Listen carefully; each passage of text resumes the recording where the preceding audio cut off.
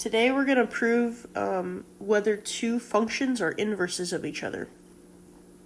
So the objective is the student will be able to determine whether two functions are inverses algebraically. Okay, so here's how you do that. To show that one function is the inverse of another, we must show that their composition is the identity function. So all that means is we're going to figure out, does f of g of x equal x, and then does g of f of x also equal x? It seems like a lot, but it's not that bad. So we're going to start with example 1, because that's where you start. It says state if the given functions are inverses, and we have two functions, f of x and g of x. So we're just trying to figure out, are these things inverses? To do that, we have to find two things. The first thing we have to do is find f of g of x and figure out, does it equal x? So the right side of my equation is not going to change at all throughout this process. It's going to be equals x, equals x, equals x for every single line. The left side of the equation will change. That's what I'm trying to plug in, and then to simplify down to try and get x. At the end of this, I want my answer to be x equals x for both of these things. X equals x. That's the goal. That will say, hey, these things are inverses. If you get anything other than x equals x, it's not an inverse. Okay? So, f of x equals x plus 4, g of x equals x minus 4. The first thing I'm finding is f of g of x. So the first thing I'm going to do is remember that f of g of x, f is the first letter, so I write f of x down first. F of x is x plus 4. Then g of x, I'm going to take g and plug it in right there to that x. Remember, the right side of our equation is not going to change at all, so just leave it as equals x, equals x. But I am going to plug in g. G is x minus 4. And I have this plus 4 that goes right there. Okay.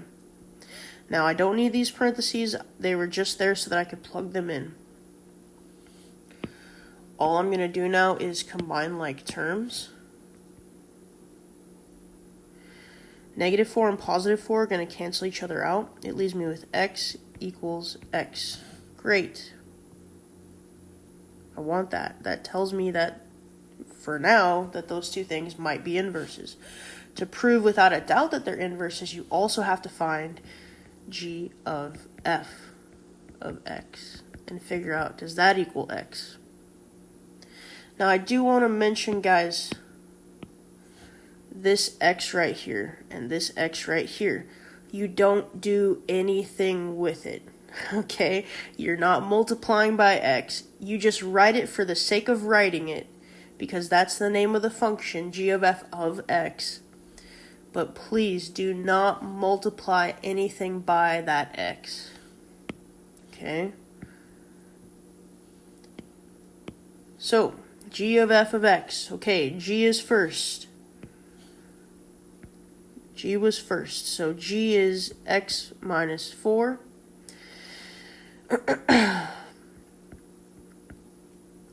And f is the second one, so we're going to plug that in here. F is x plus 4, and then I have the minus 4 at the end I have to bring with me, and it equals x. I can drop these parentheses now since I've plugged it in, and I don't have to multiply by anything. Then I'm just going to combine like terms, which are these guys right here. They're going to cancel out. And I have x equals x. So because I got x equals x twice, one here, one there, I know that these two functions are inverses.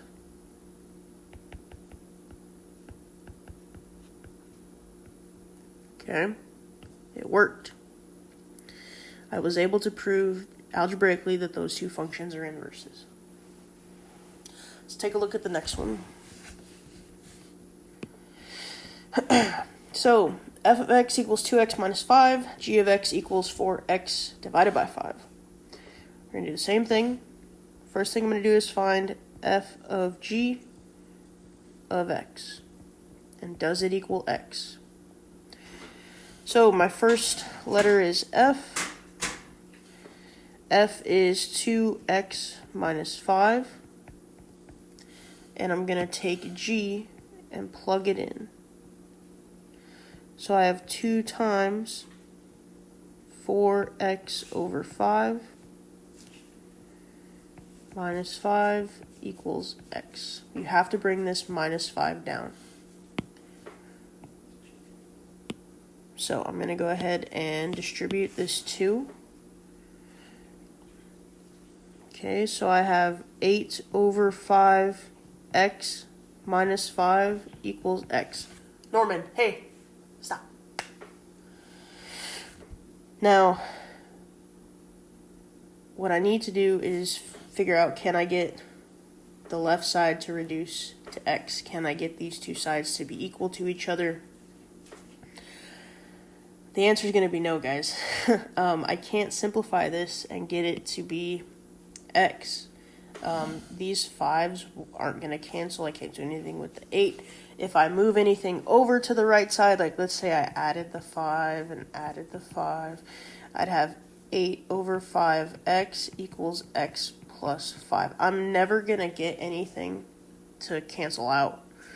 So I'm just going to be moving things left to right, left to right, left to right, and it's never going to stop. I'll always have extra pieces besides the x. So what that means is that f of g of x does not equal x. So I don't even have to find g of f of x. I don't have to go to the second part. If the first part doesn't work, then you can clearly say not inverse. But you have to be able to show me y, which would be this. This is the y. Alright, now we're going to move on to the next set of examples.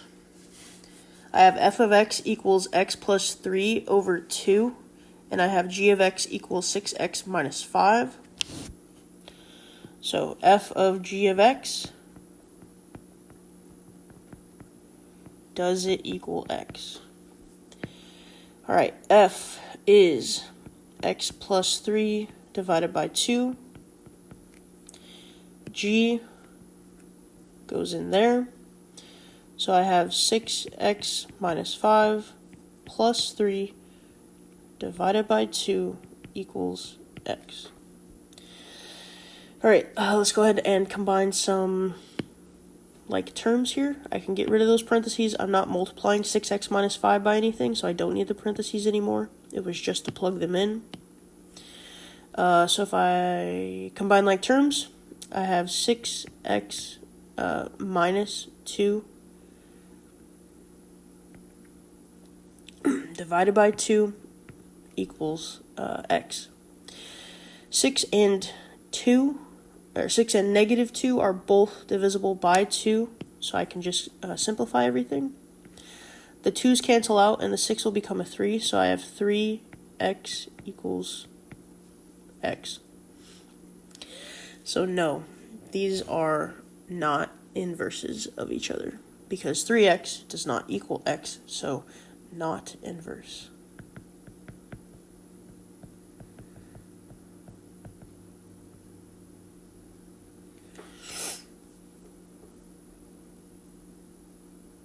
Example 4, f of x equals negative 2 minus x to the 5th. G of x equals the 5th root of negative x minus 2. It looks intimidating, I get it, but you gotta just go for it, guys. F of g of x, does it equal x? That's the first thing you gotta do. Then, what's the first letter? F. Okay, let's write f down. We have negative 2 minus x to the 5th power. Does it equal x? Well, we have to plug g in and find out. So I have negative 2 minus the 5th root of negative x minus 2 to the power of 5, because x the red x was raised to the power of 5, so I have to raise what's inside the parentheses also to the power of 5. Then set it equal to x. So because I have the fifth root and I'm raising it to the power of 5, the fifth root and this 5 are going to cancel. And I'm going to keep what's inside right here. So I have I have negative 2 minus, in parentheses I have negative x minus 2, and then I have, does it equal x? I have to distribute that negative here and here. So negative times a negative becomes a positive, so I have negative 2 plus x plus 2 equals x. If I look, I have like terms. I have a negative 2 and a positive 2, and I know for a fact that those will cancel out. So I end up with x, I end up with x equals x, which is exactly what I wanted. So I can say, hey, these might be inverses. To prove that they are, I have to do the second part, which is find g of f of x. If you don't do the second part, you haven't solved the problem fully, because the second part could say, no, they're not. It doesn't really matter if the first part says it, you have to get the second part to say it as well. So, second part, g. G is first, so we're going to write it down. It's the fifth root of negative x minus 2, and does it equal x? We're going to plug f in and find out. I have the fifth root of negative, plug in f, negative 2 minus x to the fifth, minus 2.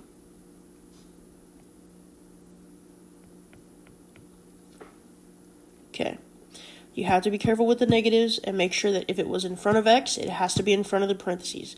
If there was a minus sign behind x, then there has to be a minus sign behind the parentheses, also the 2. All right, let's try and start simplifying. The first thing we do is distribute the negative that's in front of the parentheses. So I have the fifth root of 2 plus x to the fifth, and I have the minus 2 at the end. Now, combine your like terms. There's a 2 here, and a negative 2 here. Those will cancel each other out. So I have the fifth root of x to the fifth. Does it equal x? Well, the fifth root and the power of 5 cancel out. I keep this. It leaves me with x equals x. Now, because I have both of these things saying x equals x, then I know, yes, these are inverses.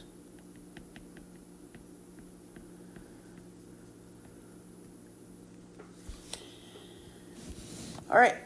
Last but not least, example 5, I have f of x equals 10 minus 5x divided by 2, and g of x equals negative x divided by 5. So, f of g of x equals x. Okay. I have 10 minus 5x over 2, and I'm going to plug in g right there. So 10 minus 5 times x, but x is now going to be negative x over 5. Still dividing everything by 2. Boom. All right. So what's happening here? If I distribute this negative 5 into the parentheses, what's going to happen is I'm going to have negative 5x over, positive 5x over 5. The 5s will cancel each other out, and it leaves me with x. So I would have 10 plus x over 2. And with that, sorry, I didn't keep equals x equals x. From there, I can't simplify. I can't, if I move the 2, it'll say 10 plus x equals 2x. If I move the 10, it'll be x equals 2x minus 10. So there's no way for me to simplify and get x equals x. So therefore, these are not inverses.